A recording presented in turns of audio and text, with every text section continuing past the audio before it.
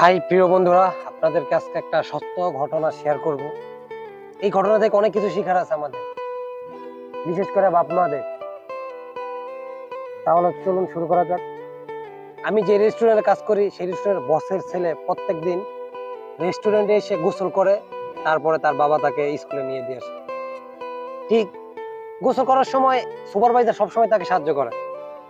একদিন এরকম কি হয়েছে, গোসল করতে গেছে, যাওয়ার পরে ছেলেটা বাথরুমে ময়লা দেখতে পাইছে।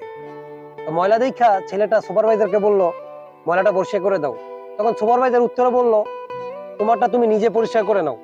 তখন ছেলেটা বলল, তুমি তো কামলা, তুমি পরিষ্কার করবে না তো কে করবে?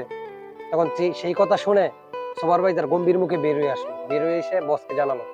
বস বিষয়টা বুঝতে পারলো এবং তার ছেলেকে ডাক দিল। ডাক দিয়ে তার ছেলেকে বুঝাইলো, দেখো বাবা, এখানে সবাই কাজ করে টাকার জন্য। এই টাকা দিয়ে তাদের ফ্যামিলি চলে, নিজে চলে।